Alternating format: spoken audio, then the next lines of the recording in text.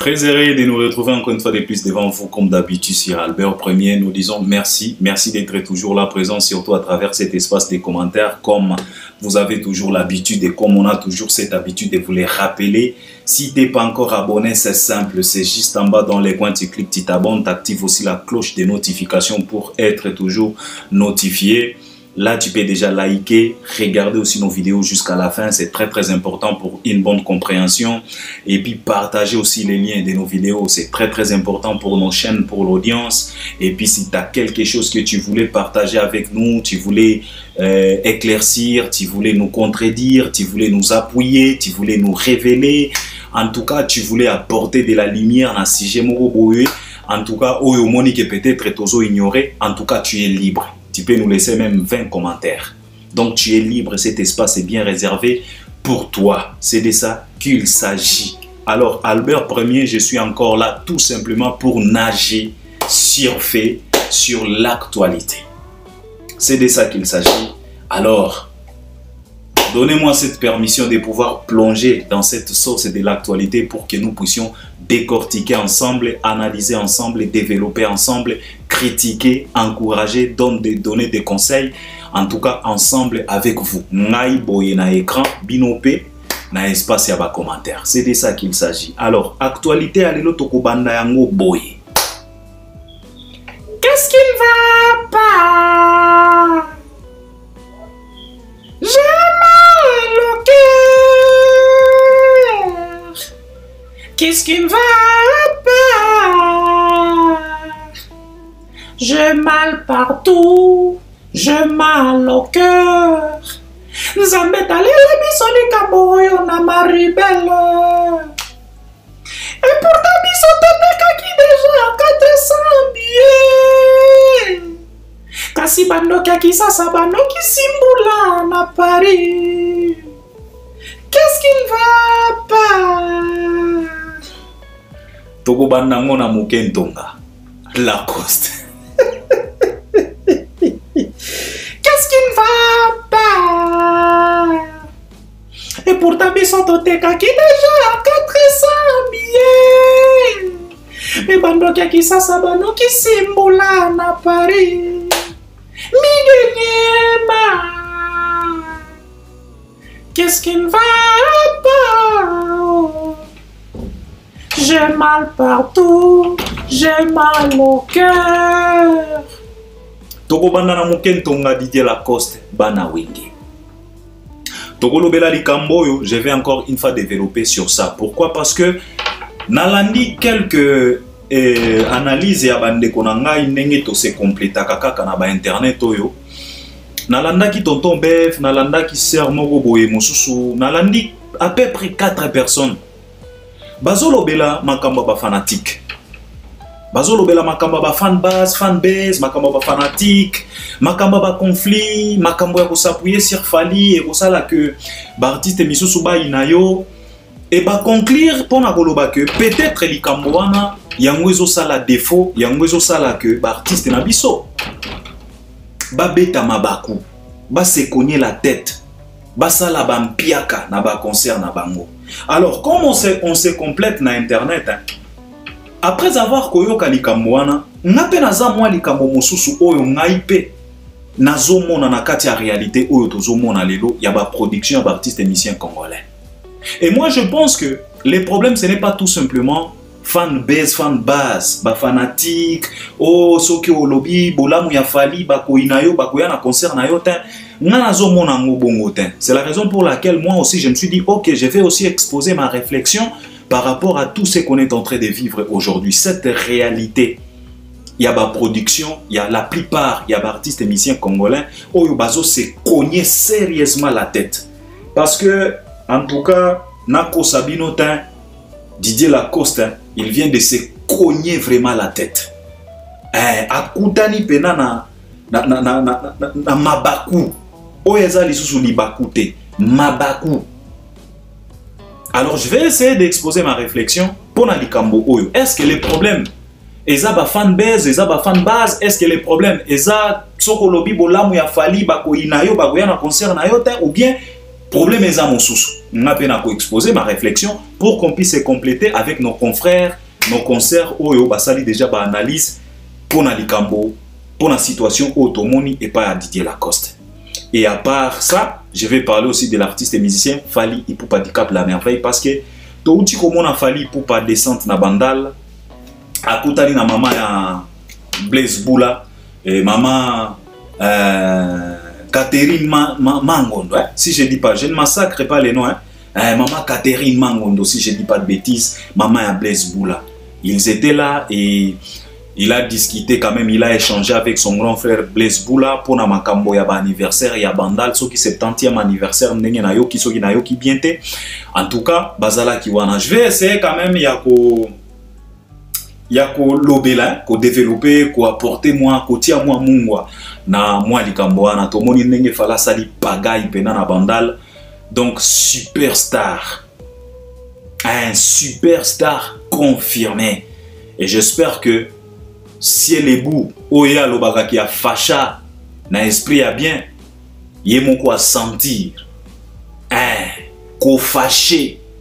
Au vrai sens du mot ko fâché.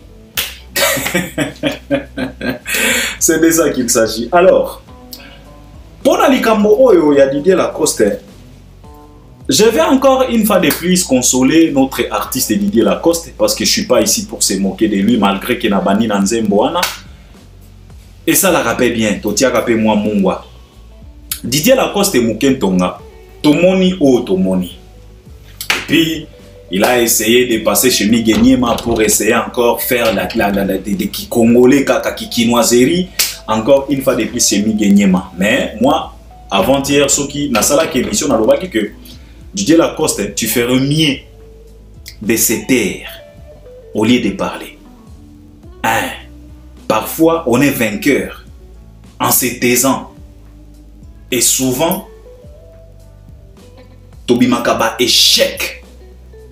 En parlant, tu parles trop. Parce que Balobaga déjà na lingala ke mutu oya batami. Ale kakayo toujours na mayele. Alors moi je demanderais tout simplement à Didier Lacoste de bien se taire. Oyo waze kwa loba na biso na ba le petit bon monde de la sagesse loba na biso ke apprenez aux grands, aux kulutu de se taire et aux enfants de parler. Alors Didier Lacoste Kangambanga na yo accepte ce qui est arrivé, assume. Parce que vous êtes aussi les commanditaires et les responsables majeurs. Il y a une situation oyo ezokome la bino. Il faut accepter. Déposer pena orgueil na yo, accepte ça. Et pose-toi encore une fois de plus 1000 questions. Pour na lobby. Parce que si tu ne te poses pas de vraies questions par rapport à ce qui t'est arrivé, ou bien à ce qui t'est arrivé, papa, oyo ekoya lobby kuna, ekoki kozala plus pire koleka oyo tomoni na Maribel. Parce que c'est la première fois ngana mona pena musicien congolais asali pena miracle au Jésus alingaki asala. Didier Lacoste. C'est la première fois. Ngana mona pena artiste asali miracle au Jésus alingaki asala. Bogotu na Albert premier miracle nini on Didier Lacoste asali. Papa. Omoni Jésus aloba na bato ke si vous refusez de glorifier le Seigneur, si vous refusez d'ouvrir vos bouches pour glorifier, pour élever les créateurs, les tout-puissants, je vais ordonner ma banga ba glorifier Nzambe na place na bino. Na moni pena na Maribel, Didier Lacoste a m'équipé miracle wana. Donc atieli pena ba kiti ya rouge micro. Donc soki bino bo refuser ko ya na concert, bo refuser ko yemba, ngana ko sala miracle nga Didier Lacoste ba kiti ya rouge oyo e ko zongisa. Ngana moni yango na Maribel. Théâtre de gymnase. Souka na pièce. Mukentonga. Vous voyez, alors, likambo oyo, na yoki bande konanga balobi, eza likambo ya fanbase, ba conflit, ce que lobi bolamu ya Fally, batu bakoboya yo, bakoya ko soutenir yo ten. Et puis nayoki batu bazo martelé mingi na ba fanatique a faire Ebola. O soko lobi bola mafali ba golwa ba koyate.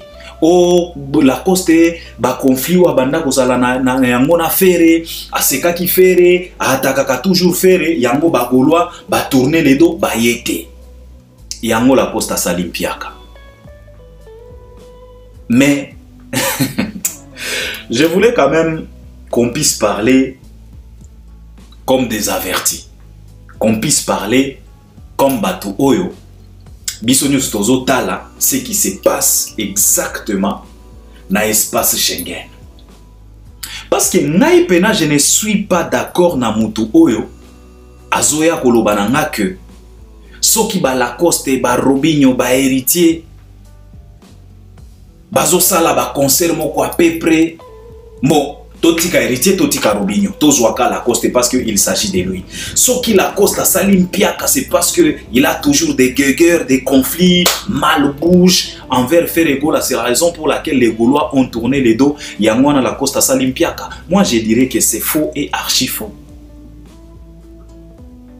Je dirais que c'est faux et archi faux. Pourquoi? C'est parce que Yemo kokuto Ferregola, Oyo tozolinga, Tobimisae Lokola, il a des fanatiques qui peuvent secourir quelqu'un.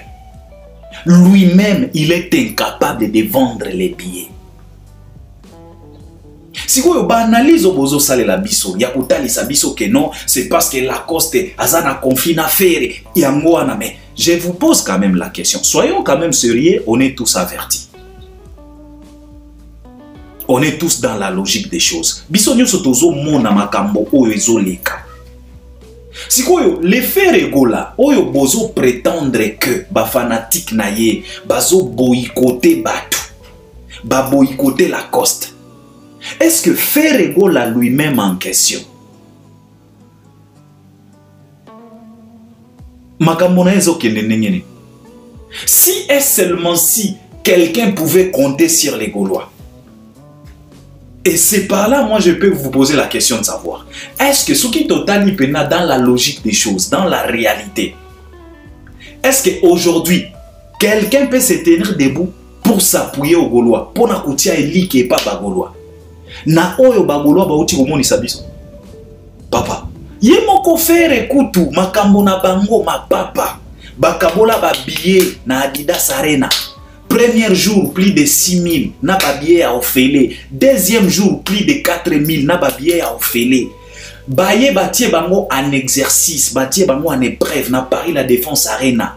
Batu bate ki 2600 billets. Batu ya lolenge wana. Ne artiste et musicien nini congolais oya koki kotie la ba fanatique a lolenge wana elika.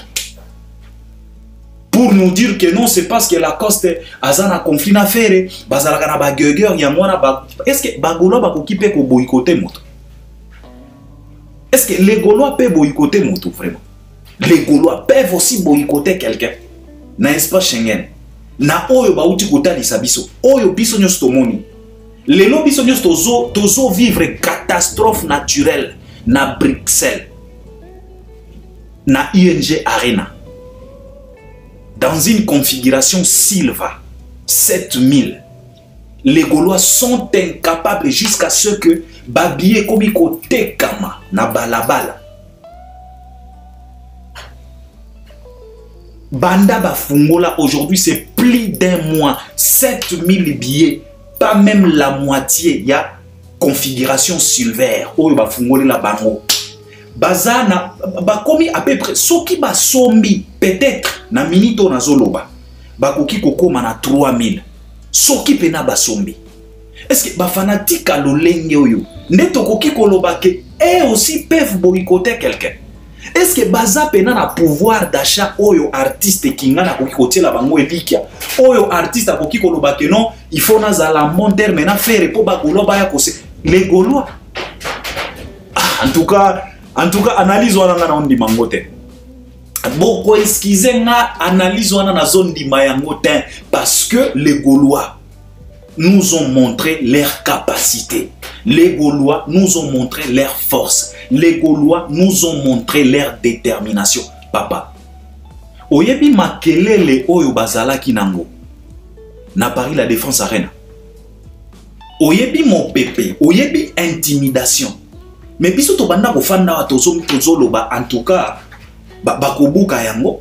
Oyebi ke bakoma kiti na balangage ya koloba ke non, bakobakisa 5000 sur 40 000 pour bapeta 45 000. Est-ce que vous se rappelez? Mais finalité nango 2600 billets. Siko ba fanatique aboye. Ndeto boki koloba ke lelo bango pe bakomi na pouvoir ya ko boycotter un artiste musicien na poto. Au moment où poto e komeli bango kutu kilo na ba événement na bango moko. Est-ce qu'on peut admettre aujourd'hui que non? C'est parce que la coste non. En tout cas, analysons dans la zone du Mayangote. Parce que même si et seulement si les Gaulois pouvaient nous prouver le contraire par rapport à leur propre événement, là je pouvais être d'accord.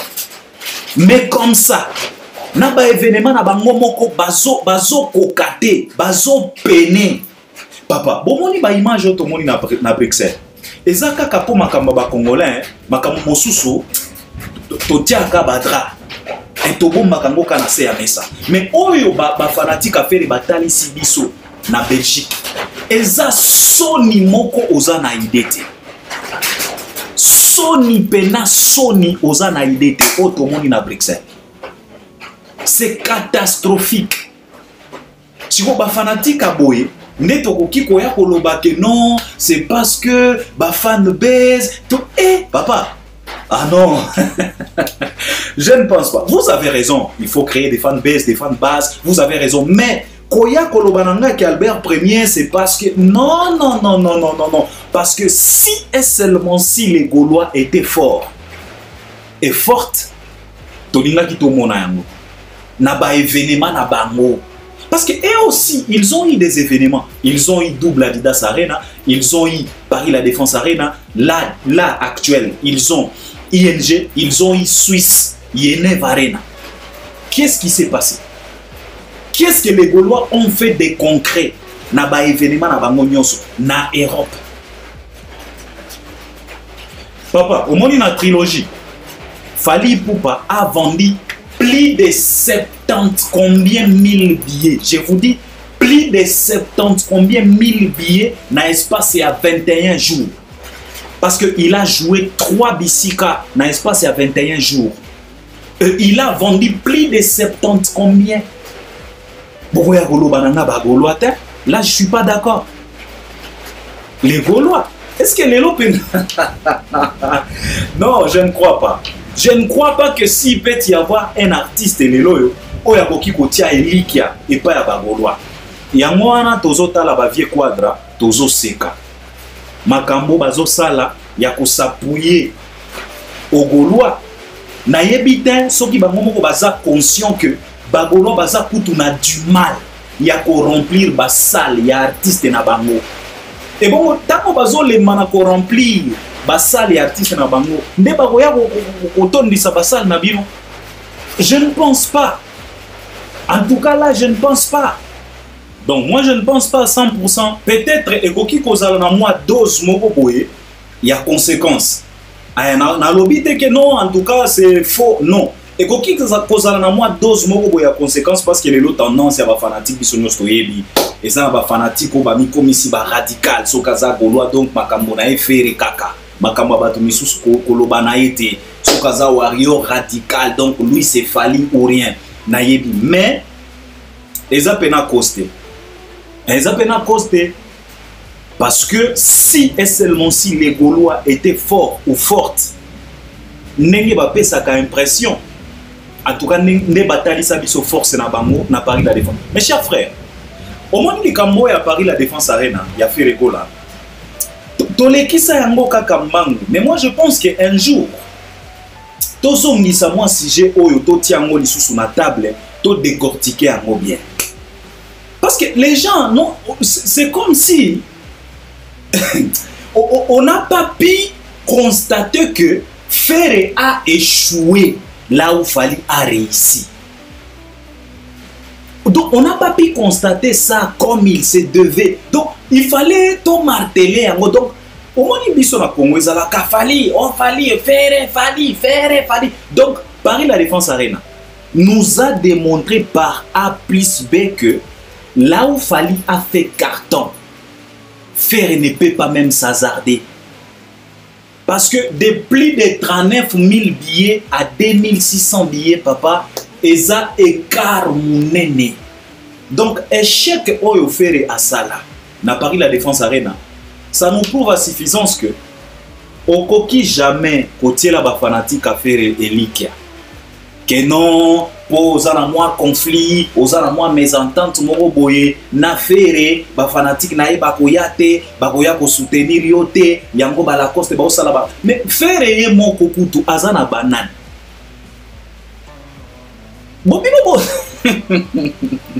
Regarde ce qui se passe na Belgique. Pour la ING Arena, configuration Silver, 7000. Même l'eau, il y a 3000 billets au Batiaki. L'eau, il y a 3000. Ça fait plus d'1 mois dans nos basilis à motel. Papa, ok, négocier un lit qui a ôté là, bas spécialiste y a épuisé. Bas spécialiste y a catégorie épuisée. Ba fanatique à faire. Mikolo nga nazobenga bango bagoloate. Nga nazobenga bango les spécialistes en catégorie épuisée. Parce que bango pona likambo catégorie épuisée, bas spécialistes, ce sont des vrais épuiseurs de catégories. Ces gens-là, ils épuisent des catégories na ba seconde. Les spécialistes les ba catégorie épuisée. OK, négocier la batouana likia. Je ne pense pas. Je ne pense pas que Yangonde. Non.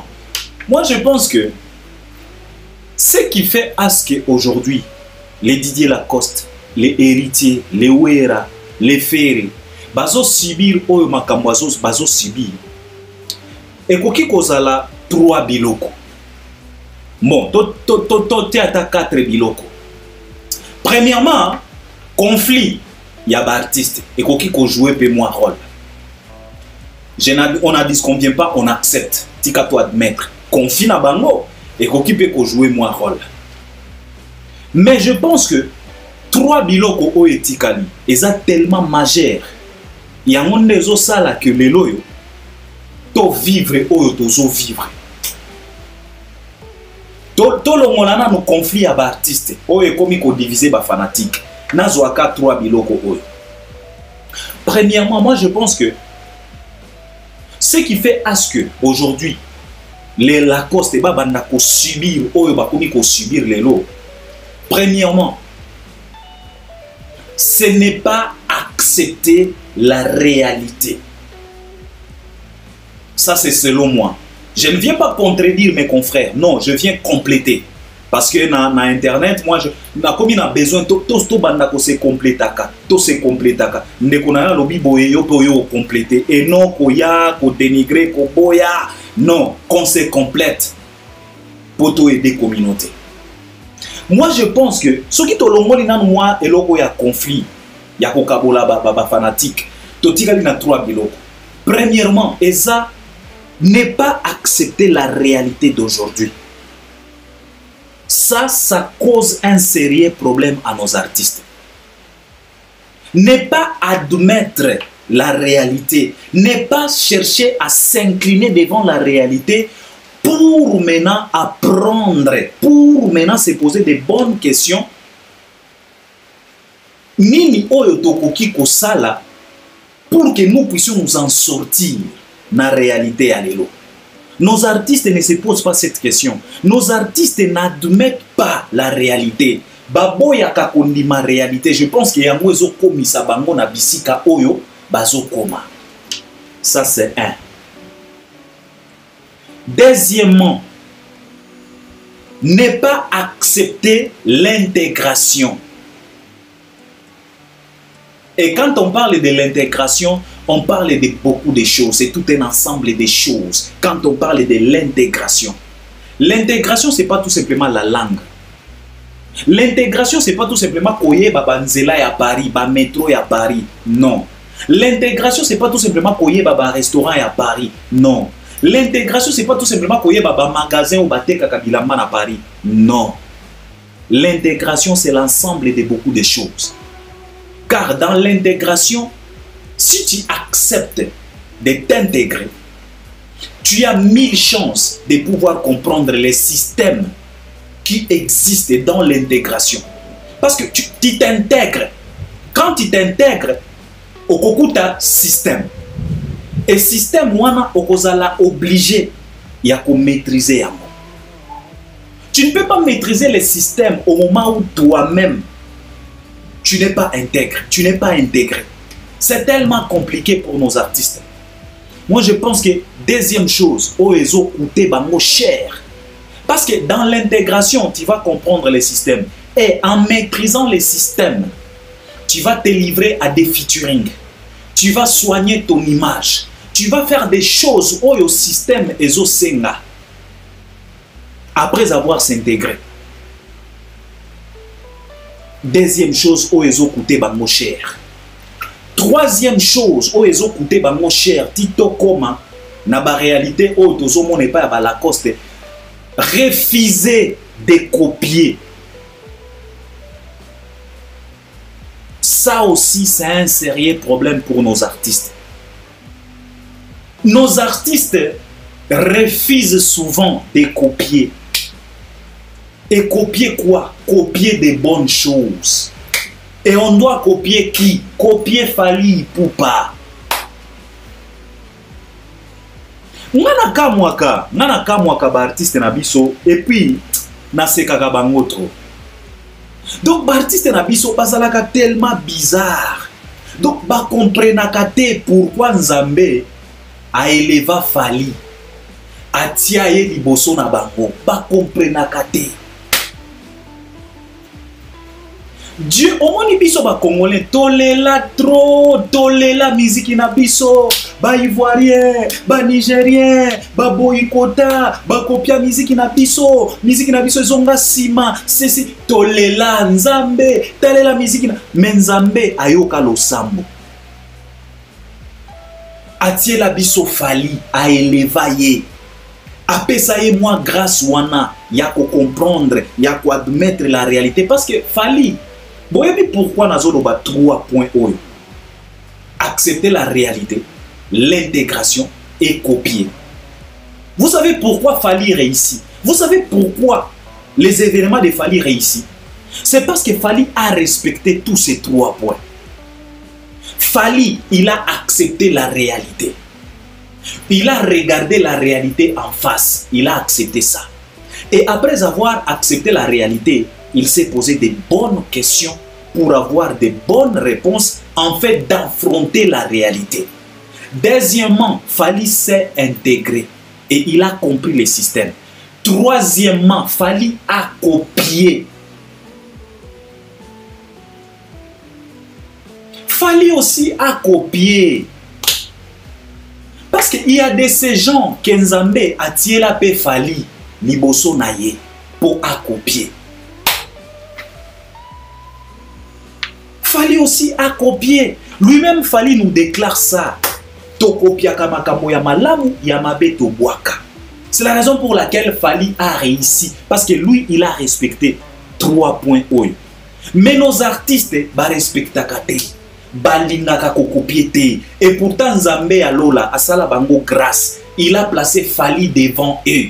Fally asala makambo devant eux. Na miso na bango. Ba sortie médiatique mosusu ya Fally a dévoilaka ba mankamo mosusu ba secret mosusu pour ba copier ba landa mais ba boya ko copier. C'est ça les résultats. Moi je pense que c'est ça qui choque, c'est ça qui freine. C'est ça qui nous amène à des réalités. Oyo ya Maribel, ce n'est pas tout simplement conflit entre les artistes. Oh ba fanatique babo, quel fanatique? Faire ça na ba fanatique nini o ba koki ko boycotter Lacoste. Bango moko bazomi boycotter. Ba fanatique bango moko bazomi boycotter, bango moko bazo boycotter ba propre événement na bango. Nde bakoya ko boycotter Lacoste. Non. Les Gaulois ont boycotté Paris la Défense Arena. on est là qui boycotte. Moi je pense que à part ba conflit na bango, moi je pense que 3 points oyo Nathalie Sibino ce qui totali bien yango ezo sala défaut lelo. Voilà parce que ba concert bazo kende ko beta ngona Kisasa ta bazo beta ngona mikili ya mputu. Mikili ya mpoto, ça demande quoi? Ça demande d'accepter la réalité ya poto. Ça demande quoi? Ça demande l'intégration ya poto. Ça demande quoi? Ça demande qu'on copie makambo ezo sala mana poto pour réussir. Mais nos artistes baboya yango bazo kweya.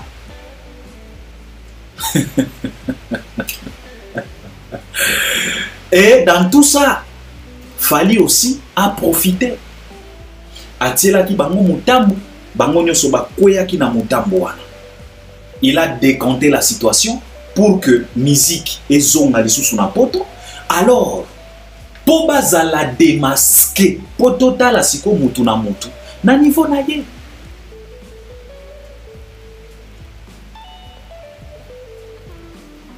Alors, nazo mona bagoloa bazo seka la coste. Je voulais tout simplement demander aux Gaulois, vous n'êtes pas le mieux placé yako se moquer dans la coste.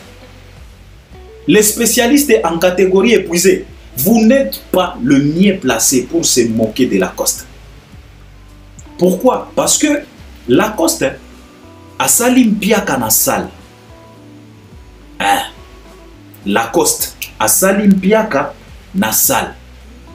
Félix Oise quoi a salam piaka na salle. Concert betaki. Lacoste a outi ko beta malgré que tozo sekai. A salim piaka na kati ya salle. Félix Oise quoi a salaki mpe piaka na kati ya salle. Mais depuis que je suis sur terre, c'était la première fois na mona artiste et musicien na ba fanatique na ye ba salim piaka na billetterie.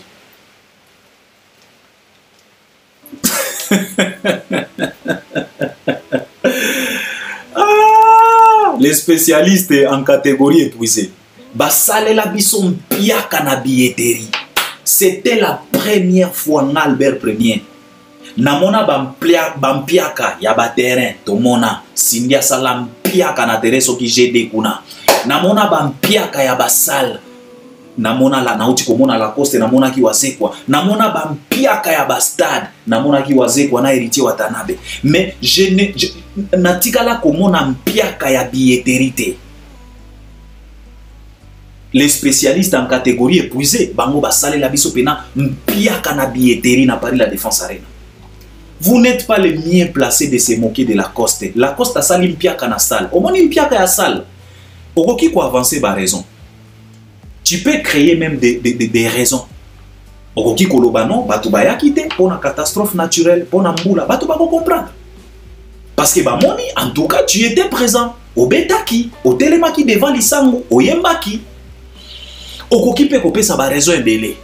Logo la Fabregas a kose la Moei Mimi Chikeva. Donc nenge toza boye Mimi Chikeva. Omoni ba artiste na biso. Ba artiste na biso bazalaka na ba malédiction moko tala neti Fabregas. Ake kose la Mimi Chikeva Moei keno matanga Mimi Chikeva. Donc Mimi Chikeva ndenga zalaka na séjour de mort. Batu na kaye question oyo yo Mimi. Ndenge nini osala ke Fabregas asala mpiaka na casino. Tala malédiction Fabregas atambola kanango. Ya kose la Moei. Et pourtant, biso babantu tolobaka ke Moei bakose la gae makambo te. Mais Fabregas a kose la pena Moei makambo. Pona nini parce que mpiaka na e ezalaki na salle. Na salle, tu peux avancer des raisons. Ndenge la poste a komi ko avancer ba raison ko ba tindeli mbula. Oh ba pirater 400 billets. C'est parce que il était présent dans la salle. Mais mpiaka ya billetterie, okopesa neti raison ni. Raison nini oyo koki ko avancer. Parce que acheter les billets, c'est en ligne. Tu n'as pas besoin même de se déplacer. Ata soki oza maladie. Okoki kozwa téléphone na yo, opesi yango ndeko na yo, mwana na yo, grand frère, mobali, mwasi, asombeli yo en ligne. Billetterie. Mpiaka na billetterie, faire gola. Donc, bino ba spécialiste ya ba catégorie épuisée, soi-disant gaulois, vous n'êtes pas le mieux placé de se moquer de Lacoste. Fermez vos grandes gueules. Parce que boyo ki sabiso soni. Est-ce que boye baka que faire gola? Il est parmi les premiers artistes et musiciens congolais. Oyo basala bampiaka dans tous les continents. Je dis bien dans tous les continents. Faire ça déjà mpiaka. Faire ça déjà mpiaka en Afrique. Na Côte d'Ivoire, baembela biso Zouglou n'aime pas foutaise. Asala mpiaka na parler des sports qui à Cameroun. Faire.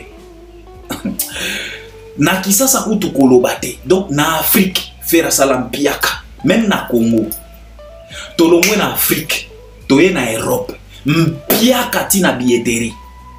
Toke na États-Unis, balingaki ba bete na États-Unis awa topekisa kaka mpiaka. Mokolo aboya ki même komata na podium. Mpiaka na États-Unis.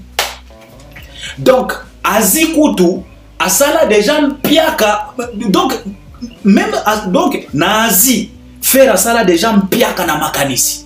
Donc, ndenge kaka zo kanisa kotia date na Asie mpiaka déjà. Na Océanie kutu kolobate. Ferry. Il est parmi les rares artistes au basali la biso bampiaka dans tous les continents. Alors bino ba expert. Ya ba catégorie épuisée. Vous n'êtes pas mieux placé de se moquer de Lacoste. Parce que bino pe Tomona qui a bino n'a pas la défense arena. Alors moi je pense que eza ko compléter oyo bande konanga bazoloba déjà par rapport à la situation oyo tozomona oyo komela ba artiste na biso. Moi je pense que eza makambo ebele na pesipe ba 3 points oyo. Hormis leur conflit, leur guerre oyo koki ko diviser ba fanatique ba koki ko boycotter, on a dit qu'on vient pas mais 3 points oyo majeurs. Yangonde ezosala que tomona oyo tozomona. Koboya kokopier. En copiant Fally, on peut comprendre comment est-ce que Fally fonctionne. Si tu te donnes vraiment la peine de copier Fally, tu vas comprendre pourquoi Fally réussit souvent ces événements. Pourquoi Fally azo réussir ba événement naie. Si tu décides de lui copier, ce que vous copiez, vous comprendre. Parce que en copiant Fally, tu vas comprendre que Fally n'a jamais osé programmer un concert, au vrai sens du mot concert, sans pour autant avoir quelques marchandises sur le terrain. Fally n'a jamais osé ça. Folie wana, Fally atikala kosala yango te. Si Fally programme une tournée, c'est toujours accompagné par un album qui cartonne, toujours accompagné par un son qui cartonne. C'est toujours comme ça. Allez vérifier depuis que Fally a banda kosala ba tournée. Fally atikala kosala folie te ya ko banda tournée, ya ko programmer concert sans pour autant avoir marchandises sur le terrain. Fally ne fonctionne pas comme ça. Alors, ce qui est boy copier, ce qui est boy copier, on comprendre makambo yote. Yango bozo mi konye ba tête. Au programme concert, tu n'as rien sur le terrain. Tu n'as rien sur le marché. Fally abimaka pamba pamba te. A plasaka ba date pamba pamba te. Il place des dates toujours avec quelque chose. Il a copié ça où? Un jour, Maître Gims nous a dit que non. Si tu sors un projet, si tu sors un album, si l'album cartonne, vouloir ou pas, tu dois réaliser des tournées. Mais toi, tu n'as ni album, tu n'as ni son, ni chanson qui cartonne. Tout ça pourquoi? Parce que vous avez refusé de copier Fally. Voilà maintenant les résultats. C'est ça le problème. Wanezaka ka réflexion nga pona ko compléter bande konangai oyo basi basali déjà ba analyse. Donc ça c'était Lacoste Muke Ntonga et j'espère que bino pe na ba commentaire beaucoup accompagné biso. Alors awa tolingi sikoto lobela efanjo Fally Ipupa. Fally Ipupa du Cap la Merveille et les Marabiocho actuellement à Kinshasa. Il a ramené sa voiture, sa Lamborghini Iris et Zanakim. Fally s'est offert aussi une autre Mercedes à plus de 200 000 et quelques, si je ne dis pas de bêtises.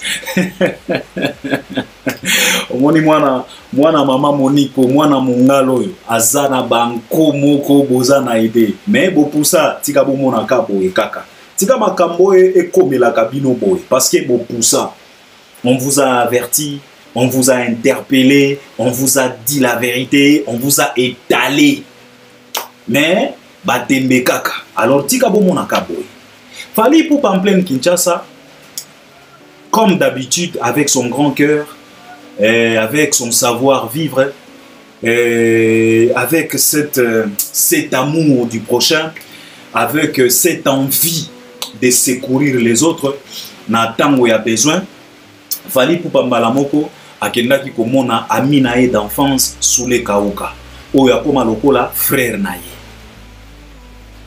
Il est allé assister son frère Soule Kauka, quelque chose de bien, parce que Fally Azalaki na badat nae, na quelques productions, et puis par après, quand il est arrivé à Kinshasa, directement à Perda qui tentait, il est allé rendre visite pour secourir, pour appuyer, couper sa force, pour l'obanande konae, be strong, et yaka, c'est la réalité à Mokili. Tout le monde y a image, tout le monde y a photo. De la même façon, Fally a fait chez Youssou N'Dour, parce que Youssou N'Dour peut à Perdaki Moutou, Fally Ipupa kendaki kuna kotala Youssou N'Dour to mona ki ba vidéo. Il vient de le faire aussi avec son ami Soule Kauka, un bon cœur, un grand cœur, un homme intègre, un averti, un citoyen, l'homme de valeur, quelqu'un qui a ce qu'on appelle de la personnalité. Exemple à suivre, exemple palpable. Miroir, au vrai sens du mot miroir, qui tala, Fally Ipupa.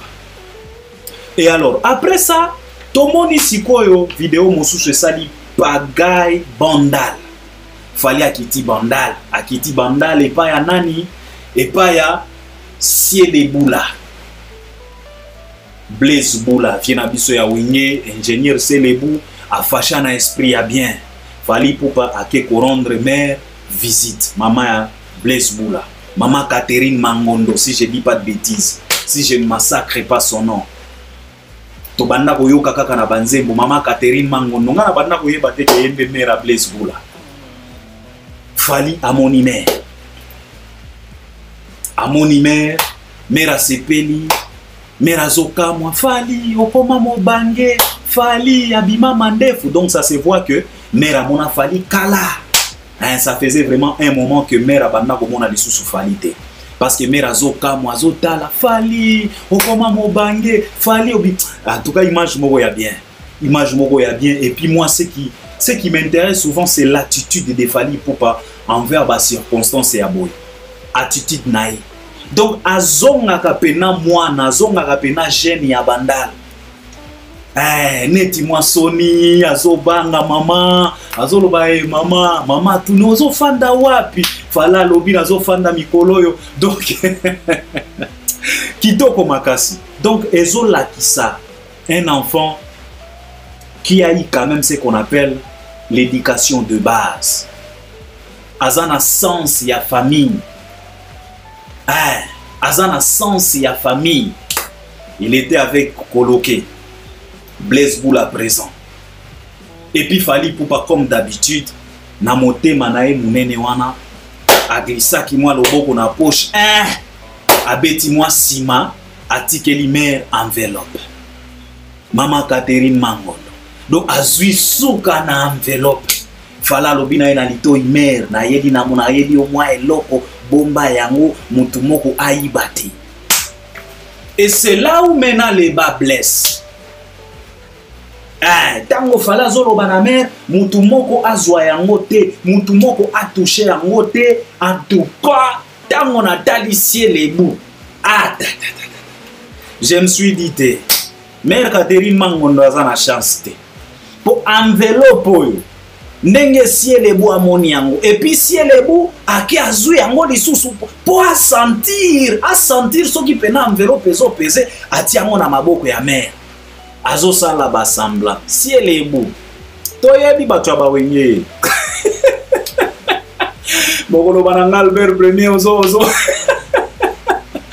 toyebi bato bawenge parce que fali abeta ki mwa shita sima atiango pembeni boye na kiti alobi na mère na litoi na eli o mwa likayabo mwa eloko bomba yango bien Selebu motema efandi te ake azui lisusu enveloppe atiango na maboko asimbisi mère na maboko po ye pe a comprendre po a sentir volume ya fait ngana komi kobanga nga pena Selebu la nazo senga na fali ba benga lisusu mère Catherine Mangondo batuna mère est-ce qu'enveloppe eza kaka po Selebu la ndenge na mona ki Selebu la ndenge kaka fala kotaki na mutuka wana azokende Selebu je suis sûr azonga ki na ndako alobi mère il était comment binande betande yemande na facha déjà na esprit ya bien na tongo yala nano enveloppe wana il était comment je suis sûr Selebu azonge bi mère Catherine Mangondo alobi mère fala alobi na nga keno enveloppe oyo par nanga pesa na kati po Selebu batu ya bawenge nazalaka na confiance na bango te na makambo ya mongo il faut pena fali atuna lisusu mère Catherine Mangondo est-ce que enveloppe eza en sécurité parce que Selebu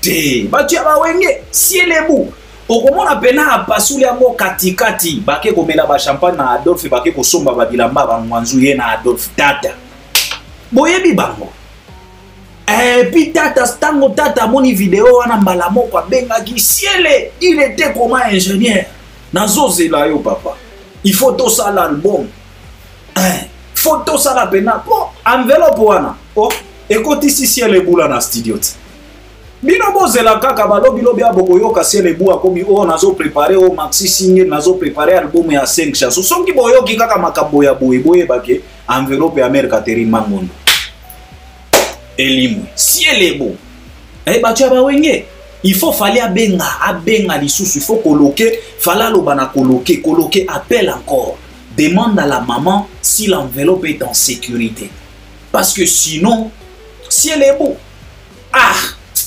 alors tout le monde fali na Selebu la basololi Selebu la azwaki moi parole comme grand frère alobi que non baza na ba projet à Bandal parce que bazo se préparer pour na fêter ce qui 70e anniversaire ya Bandal et j'espère que peut-être bakosala moi eloko peut-être bakobeta concert ndenge fala beta ki na Bandal pour na anniversaire ya fondation na peut-être fali pe akoki ko profiter ba betika na terrain fala beta ki pour na 10e anniversaire ya fondation na ba beti moi concert pour na fêter et puis pour na pe kotala babongisa pe Bandal parce que bambula inondation basalata nalobaki makambo yo nalobaki tango fala zo futela batu ba billet ya kokende ba poto batu nyonso oyo batalisi mokili ke bazalaka baengra batu moko boye Albert Premier na banda koloba ke oyo bozo benga bolamu mal orienté ezalaka lisusu bolamu te ekomaka erreur nalobaki yango nasalaki déjà ba analyse nalobaki ke mbongo oyo fala zo bebisa pona ko futela baengra babiye mbongo wana fala koki komema ngo ata na Bandal wana ba réparer ba caniveau ba retaper pena ba caniveau basali ba balabala ba caniveau kaka parce que sécurité à balabala ezalaka nde ba caniveau ba canalisation ya mai yango nde salaka sécurité à balabala parce que soki ba caniveau eza bien en tout cas ata soki mbule beti ya ndenge nini ata soki kozala ba dégâts ekozala na ba pourcentage ya muke ya ba dégâts matériels alors Selebu la lobi na biso ke non bao se préparer peut-être fali akosala moi eloko toyebi très bien qu'il fallait azana plusieurs projets pour na Bandal azape na projet à maternité pour na ba mère à Bandal il est toujours comme ça en tout cas toyoki Selebu la alobi encore une fois de plus nazo interpeller fali limbisa biso makambo ya anniversaire ya Bandal wana soki kosenga bambongo kotia mbongo te na maboko ya bawenge s'il te plaît ce sont tes grands frères de Bandal toyebi mais fali je te demande pardon kopesa bango responsabilité ya bambongo te ba Blaise Bula wana ba via ba wenge wana kopesa bango responsabilité ya bambongo te parce que soki opesi bango mbongo ba organiser makambo je vous assure lobi kuna tokobeta masolo mosusu parce que ba wenge bazalaka ba expert ya kobebisa bango bazalaka na soni te les wenge men ils ont avalé donc bango ba avala pena soni bomona la coste te monoko azotia epa amige nyema na soni oyo auti kotalisa biso mais azotia ka monoko bawenge bazalaka bongo bayokaka soni te. Donc moi je vais demander à Fally soki komi makambo mbongo parce que Fally tu voyages trop. Tu voyages trop. Tu peux ou ne pas être à Kinshasa. Soki kokomi makambo ya kotinda bambongo po ba organiser basala papa kotindela ba Blaise bambongo te. Kopesa bango boluka ba vie moko ya bandal ba vie baza suri ba organiser makambo wana. Parce que quand il s'agit toyebi ba wenge na zolo banangwa wato uti komona bangwa projet à réunification Mamadou Djabi apesa ki bango mbongo toyebi ndenge suka nanga nayo toyebi ndenge makambo ane suka donc nazo senga po ba via ba wenge na tikala kozala na confiance na bango te bavanga ntama pona likambo ali tchotcho oh papa keba keba donc tozo senga na Fally Ipupa image moko kitoko ça nous fait du bien tomoni Fally ambiance succès na bandal l'artiste donc esali pena kitoko makasi image wana ya kokende kotala mère na biso et puis simplicité ya Fally on dirait Jomo Boye kaka ya bandal mais tango zo mona sikoyo full o ezolanda e wana ndoko comprendre qui est Fally et j'espère que situation wana et salami devant Blaise Bula oyo fala lobaki na bango que bavie bosala makambo on vous respecte mais il faut savoir que il existe aussi un Fally Ipupa. Je pense que Blaise Bula yemoko amoni oyo amoni na bandal et je pense que côté aye mais comme bawenge bazalaka mitu makasi bakoboya kaka. Mais image wana esali biso bien, ça nous fait vraiment du bien, ça nous a fait du bien et j'espère que et qu'on continue kaka yango tozo féliciter l'artiste et musicien Fally Ipupa avec son grand cœur, sa personnalité, sa notoriété, sa richesse oyazo partager na batu misusu. Donc c'est ce que je voulais partager avec vous et j'espère que vous allez m'accompagner à travers les commentaires. On est ensemble, à la prochaine. Merci beaucoup. En tout cas, vieux c'est les bouts. Kosilikate zaga gapoto yebi bino ba via ba wenge bino pona mbongo pena en tout cas boisitakate. Donc c'est de ça qu'il s'agit. On est ensemble à la prochaine. Merci beaucoup.